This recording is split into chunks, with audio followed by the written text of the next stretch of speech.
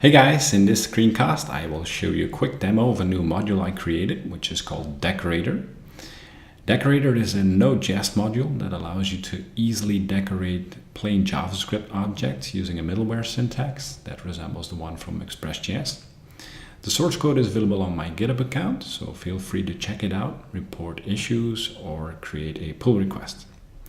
Alright, for this demo I created a brand new project. And the first thing we have to do is actually install the Deqorator module using npm install decorator. Notice the spelling with a Q, which stems from the fact that Deqorator internally uses a Q to decorate objects. And also notice that Deqorator has 0 dependencies, so it's built to be very lightweight and fast. All right, now that we have the module installed, let's create a first script. I'll call it index.js. And first thing we have to do is, let me make the font a bit bigger, just like this, is require the Deqorator module, just like this. And then create a Deqorator instance using the create Deqorator method. All right, Deqorator uses layers of middleware to decorate objects. And then finally, when all layers have been defined, you can decorate objects. So bear with me, I will explain as we go. So we use the use method to actually define layers of middleware. And the first argument that's passed to the middleware function is the actual data. Now for this demo, I will use a scenario where we have a user object that we want to populate data to. So we'll call it user, but you can call it anything you like.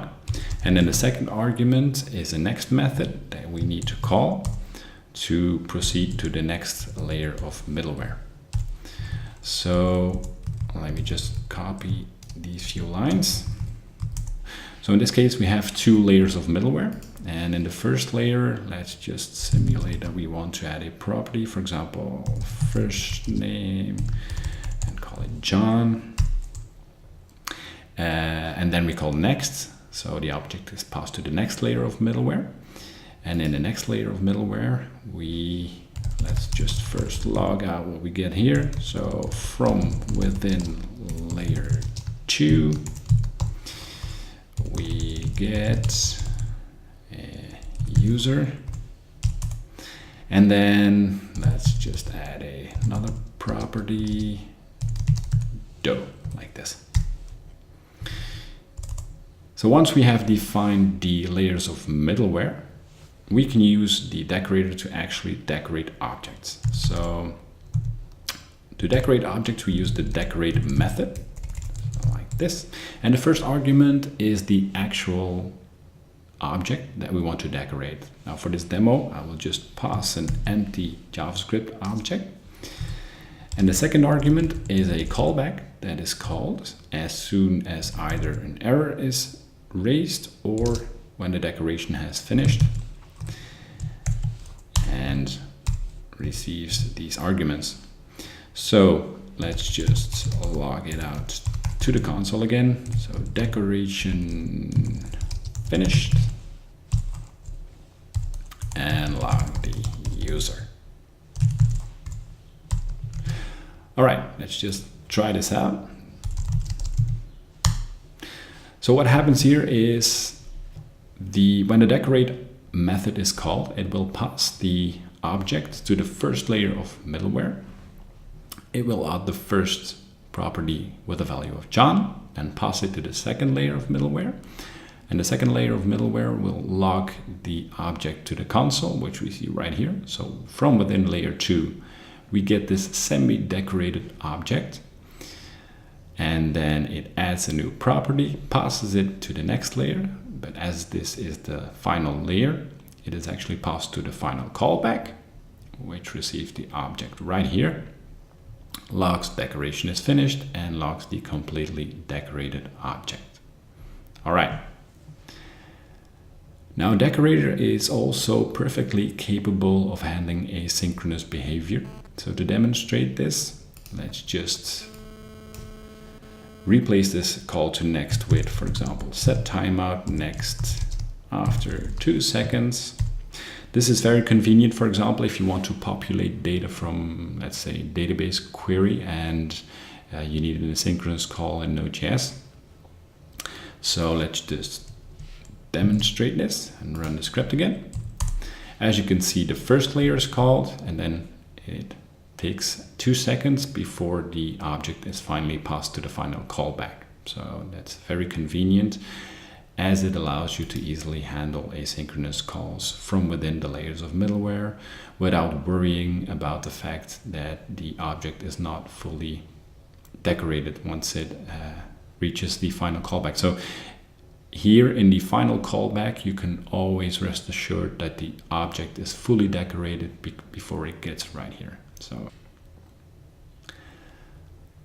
another thing that's important is that you can reuse the decorator to actually decorate multiple objects. So let's assume that we have multiple objects right here. So the first one has an ID of 1 and the second one has an ID of 2.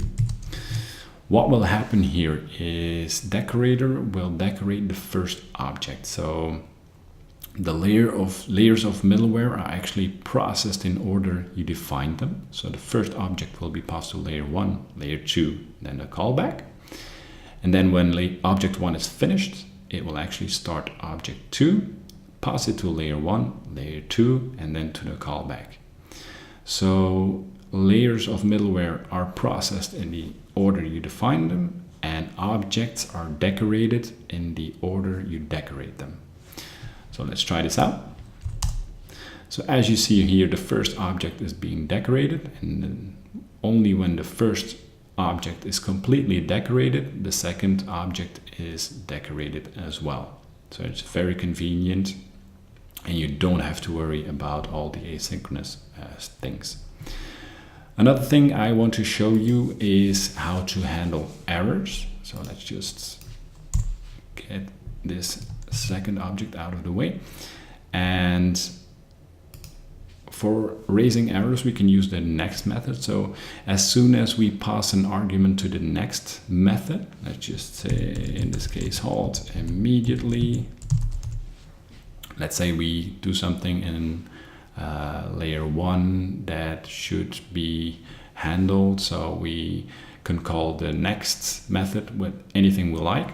So what happens is decorator, as soon as the next function is called with an argument, will actually skip all next layers of middleware and jump to the final callback with the error right here. So to handle the error, we can just check if one is passed, and for this demo, let's just log it out and return. So let's run it. As you can see, the second layer of middleware is never executed. So the first layer is executed and an error is passed to the next method. Decorator immediately jumps to the final callback, passes the error, which we log out right here. So this allows you to conveniently and gracefully handle all errors centrally. All right, I think that's it for this demo. Feel free to check it out on my GitHub account if you need more information. I hope you enjoyed it and look forward to hearing your feedback. Have a great one. Bye.